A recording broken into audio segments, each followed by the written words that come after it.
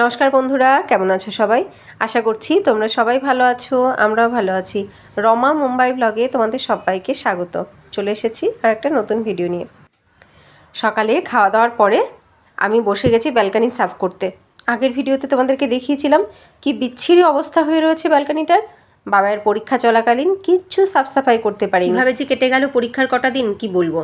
ঘুম থেকে উঠতাম সেই ভোরবেলা, উঠে কোনোভাবে ওর পাপাকে ওর রান্নাবান্নাটা করে দিয়ে ওর পাপা বেরিয়ে যেত আর আমি বসে পড়তাম ওকে নিয়ে।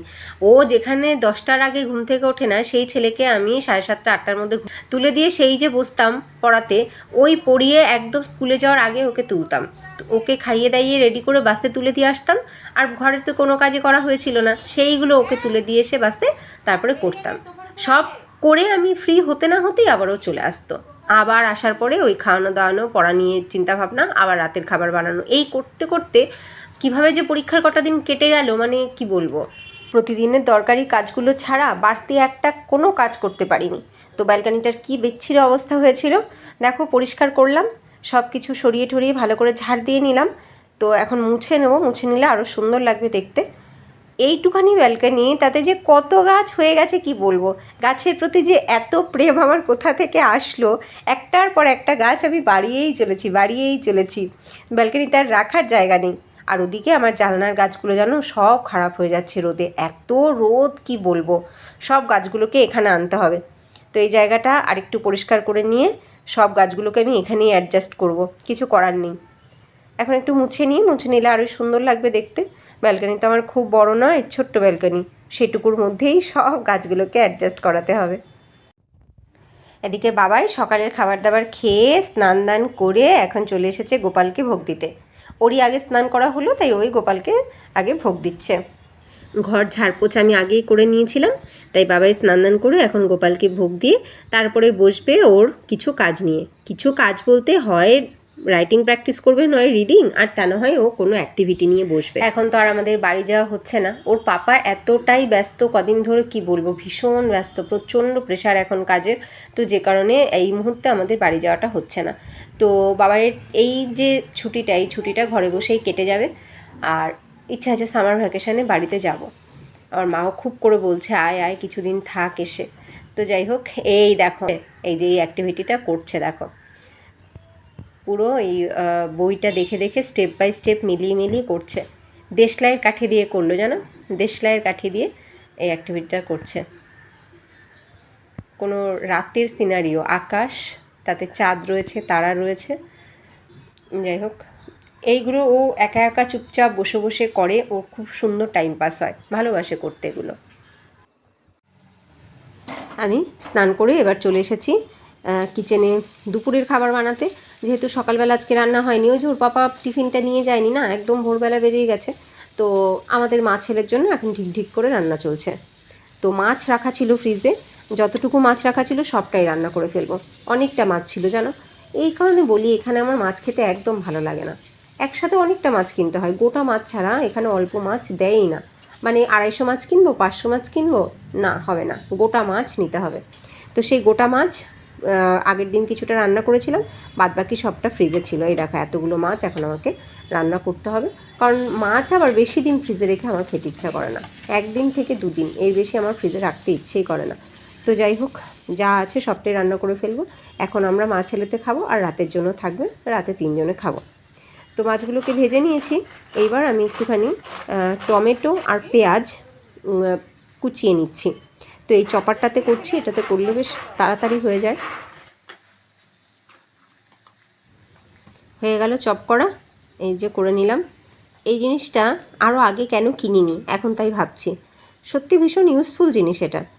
দেখো খুব তাড়াতাড়ি হয়ে গেল এগুলোকে চপ করা। মাছের মাথাটাও ভাজা হয়ে গেছে, তুলে নিলাম। এইবার আমি এই কড়াইতেই গ্রেভিটা বসাবো।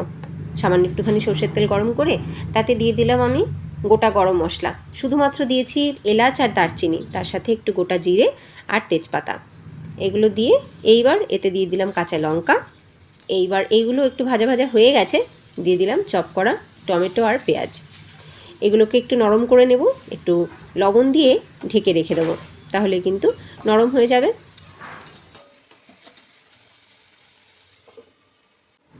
কিছুক্ষণ পর ঢাকনাটা খুলে নিয়েছি। দেখো এগুলো কিন্তু একটু নরম হয়ে গেছে। এইবার আমি এতে অ্যাড করব একটুখানি আদা রসুন পেস্ট। আদা রসুন পেস্ট দিয়ে আবার একটু নাড়াচাড়া করে নিচ্ছি। এইবার এতে দেব কিছু গুঁড়ো মশলা। গুঁড়ো মশলার মধ্যে প্রথমেই দেব একটুখানি জিরে গুঁড়ো, তারপরে দিচ্ছি ধনে গুঁড়ো, এবার দেবো একটুখানি হলুদ গুঁড়ো আর কাশ্মীরি রেড চিলি পাউডার। এই কাশ্মীরি রেড চিলি পাউডারটা কিন্তু রঙটা খুব সুন্দর তৈরি করে গ্রেভির। এইবার সামান্য একটুখানি জল দিয়ে ভালো করে কষিয়ে নেব। আমি সবসময় অল্প তেলে রান্না করি, তোমরা যারা আমার ভিডিও দেখো তারা জানো বরাবর আমার সামান্য তেলেই রান্না হয়। এবার জল দিয়ে দিয়ে আমি কষাবো পুরো মশলাটাকে। এই দেখো এতে কিন্তু আমার গ্রেভির স্বাদ এতটুকু খারাপ হয় না, আবার তার স্ট্রাকচারও খারাপ হয় না। একটাই জিনিস যেটা হয় সেটা হচ্ছে সাইড দিয়ে কোনো তেল দেখতে পাওয়া যায় না। ভালো করে কিছুক্ষণ কষিয়ে নিয়েছি। এইবার দিলাম একটুখানি গরম মশলার গুঁড়ো, আবার একটুখানি নাড়াচাড়া করে নিচ্ছি। এইবার একটুখানি লবণ দিয়ে দিলাম, লবণ দিয়ে আবার খানিকক্ষণ একটু নাড়াচাড়া করে নেব। এই ছুটির কয়েকদিন আমার রুটিন সম্পূর্ণ অন্যরকম চলবে। আবার ছুটিটা শেষ হলে রুটিন যাবে সম্পূর্ণ চেঞ্জ হয়ে। যে রুটিন আমার আগে ছিল সেই রুটিন আর থাকবে না, কারণ বাবার স্কুল টাইমিংটাই চেঞ্জ হয়ে যাবে। এবার দেখো ভালো করে কষানো হয়ে যাওয়ার পরে জল ঢেলে দিলাম। ঝোলটা ভালো করে ফুটে ওঠার পরে ভেজে রাখা সব মাছগুলো দিয়ে দিচ্ছি।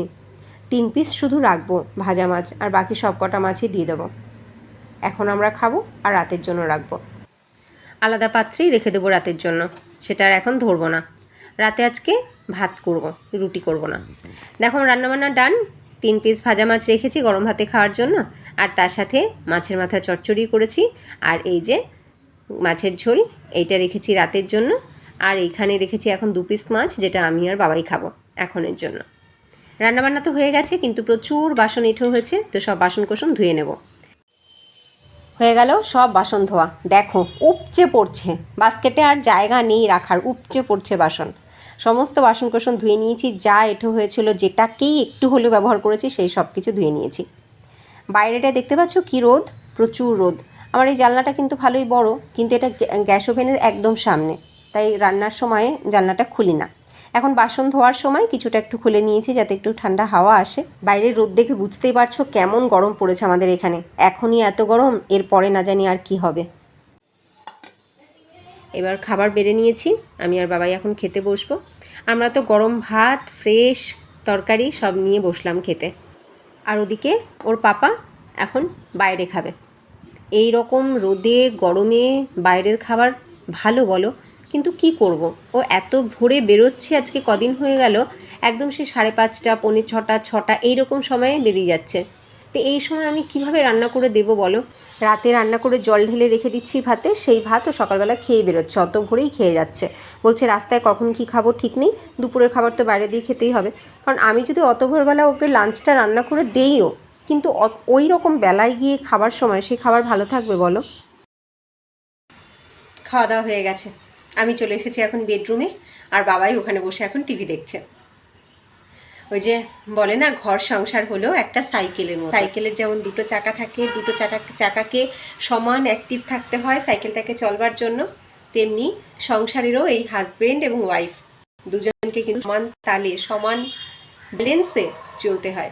ঘরে হাজব্যান্ডের দিক থেকে আসছে টাকা আর ওয়াইফের দিক থেকে পরিশ্রম, তবে হাজব্যান্ডও কিন্তু পরিশ্রম ছাড়া নয়, তাকেও কিন্তু প্রচুর পরিশ্রম করতে হয়। ঘরের পুরুষেরাও প্রচুর পরিশ্রম করে মহিলাদের মতনই। মহিলাদের কাজটা তবু দেখা যায়, অনেকে দেখতে চায় না সেটা আলাদা ব্যাপার, কিন্তু দেখা যায় যে সারাদিন কি করছে। পুরুষদের কাজও কিন্তু দেখা যায় যে কত পরিশ্রম করে তবে অর্থ উপার্জন করছে। সে যে পোস্টে যে সেক্টরেই কাজ করুক না কেন, পরিশ্রম কিন্তু সকলকেই করতে হয়। এমনি এমনি বসিয়ে টাকা কাউকে দেওয়া হয় না। হাজব্যান্ডকেও যেমন পরিশ্রম করতে হয় তার কর্মক্ষেত্রে, তেমনি ওয়াইফকেও ঘর সামলাতে, সাজিয়ে গুছিয়ে রাখতে, বাচ্চাকে সঠিকভাবে মানুষ করতে উদয়স্ত পরিশ্রম করতে হয়, 24 ঘন্টা পরিশ্রম করতে হয়। হাজব্যান্ড এবং ওয়াইফ দুজনকেই কিন্তু সমান তালে পরিশ্রম করে তবেই সংসারকে সঠিকভাবে চালাতে হয়। একজন একটু এদিক ওদিক করি কিন্তু সমস্যা। দুজনের পরিশ্রমেই, দুজনের কন্ট্রিবিউশনেই কিন্তু একটা সংসার সুখের এবং শান্তির থাকে। যাই হোক চলো, আমি এখন একটু রেস্ট নিই, বাবা এখন আরাম করে টিপি।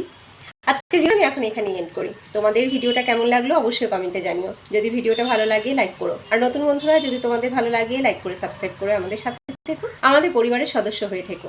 আবার দেখা হবে নেক্সট ভিডিওতে। ততক্ষণ তোমরা সবাই ভালো থেকো, সুস্থ থেকো। টাটা।